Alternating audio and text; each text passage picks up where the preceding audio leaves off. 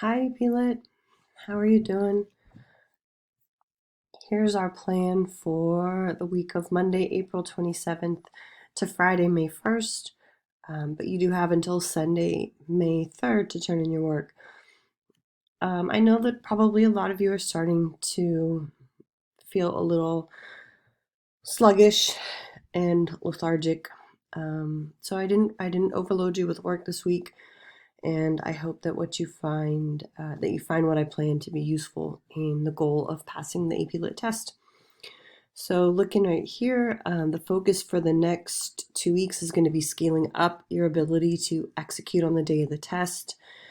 You aren't going to have a lot of work. You're just going to have a practice essay and one option off the choice board. So let's start looking through what I've got.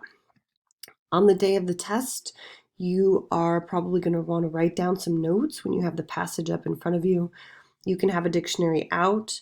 You can print the generic thesis evidence organizer that I've given you, but you probably won't want to spend too much time on it. You probably could also just create one on a piece of scratch paper and jot down your notes on that paper for 5 minutes and then just go for it. So anyway, let's do our best to follow directions this week and send me some emails if you have questions. I will put this video right here where it says video for week 3. I made you a generic thesis evidence organizer for the practice test that is on AP Classroom. It is not required for me. You don't have to fill it out. You don't have to turn it in. It's here, it's empty, it's blank, and if it's useful to you to either handwrite this on your own, or if you have access to a printer, print it and write stuff down before you write, then it's here for you. But you don't owe this to me. I color-coded stuff so you could see where things were. This is going to be in your regular Google Classroom, and it's not required for anything for me. You are going to want to go over to AP Classroom. I picked a Q2 that had labeled paragraph numbers so we could discuss it on Thursday at our Google Hangout. I renamed it to call it Practice Essay Number 1. I can't copy and paste it into a Word document for you or a Google Doc because it belongs to College Board, so you have to access it inside of AP Classroom. It's time to figure out how you are going to read a passage on a screen and write an essay on it. College Board is going to accept a handwritten essay on the day of the test, but you should all have access to a laptop or a Chromebook, I'm assuming, at this moment.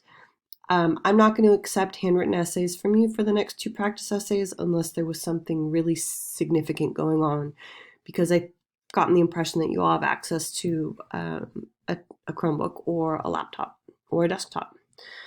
That being said, you have to get into AP Classroom. You have to click on the Practice Essay 1. It's open on Sunday and it's open on Monday and it closes on Sunday night.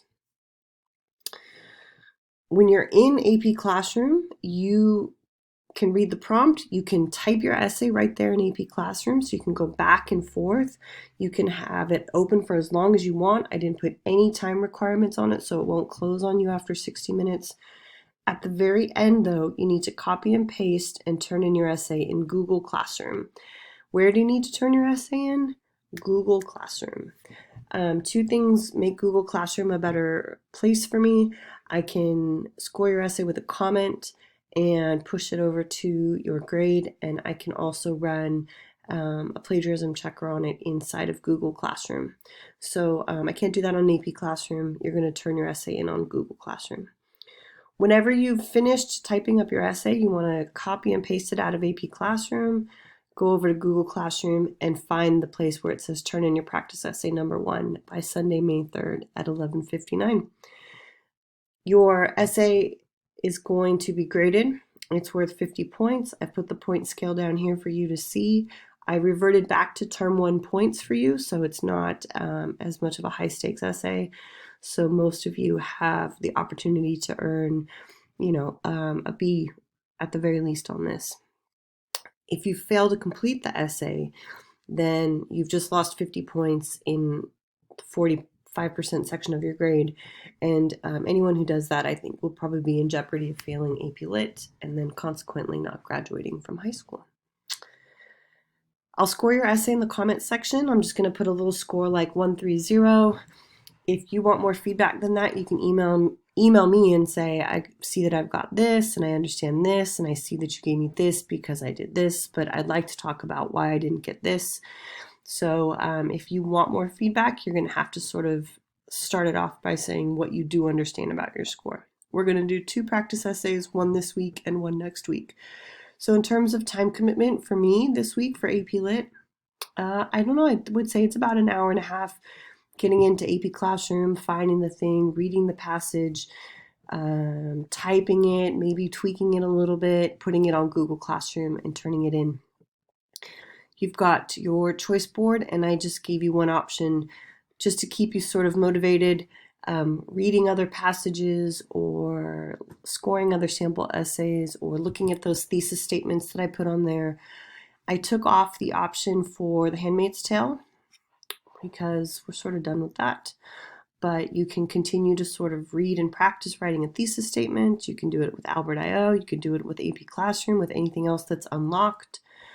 You could just watch a video if you'd like. Go to the College Board YouTube channel and watch one of the ones about thesis writing. That might be helpful. You can score essays if you like that.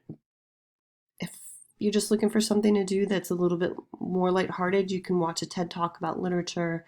They're normally about 10 to 12 minutes long, and that way you can sort of rekindle your love with books and learning and all that kind of good stuff. Back to the main plan. For the Google Hangout, we're going to do again 12 to 1 for 1A, 1B, and 1 to 2 for 4A, 4B.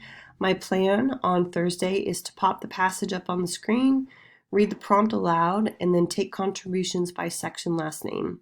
So when you join the chat, be prepared to talk about the best evidence from your assigned lines.